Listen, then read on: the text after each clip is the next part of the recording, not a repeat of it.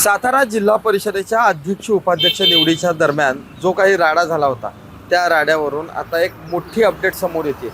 सातारा जिल्ह्याचे पोलीस अधीक्षक तुषार दोशी यांना आता सक्तीच्या रजेवर पाठवल्याचं समजतं आहे। एकूणच या सगळ्या घटनेमध्ये हा जो राडा झाला होता या राड्याचेच हे पडसाद असल्याचं पाहायला मिळतंय। याबाबतचा एक अर्जित रजेचं पत्र देखील आता व्हायरल होताना पाहायला मिळतंय।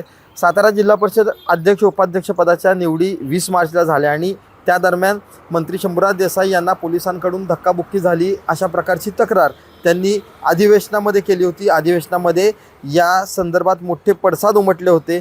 पोलीस अधीक्षक तुषार दोशी यांच्यावर शंभूराज देसाई यांनी निलंबनाची कारवाई करा अशी देखील मागणी झाली होती। त्यानंतर मात्र या सर्व प्रकरणाची मुख्यमंत्री देवेंद्र फडणवीस यांनी सखोल चौकशी केली जाईल अशा पद्धतीचं अधिवेशनात सांगितलं देखील होतं।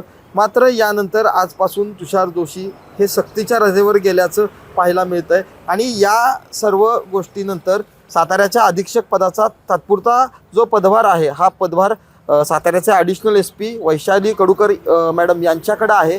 एकूणच यामध्ये एकीकडं ही सक्तीची रजा असल्याचं समजत असलं तरी दुसऱ्या बाजूला यामध्ये अर्जित रजेचा अर्ज SPनी केल्याचं देखील समोर येतं आहे। त्यामुळं नेमकं या घटनेत काय आहे हे आता पाहावं लागणार आहे आणि जर हा सक्तीच्या रजेच्या दरम्यान ही जी घटना झाली यामुळं सक्तीच्या रजेवर जर साताऱ्याच्या अधीक्षकांना जावं लागलं असलं तर यानंतर नेमकं काय होणार याकडे आता सर्वांचं लक्ष लागून राहिलं आहे।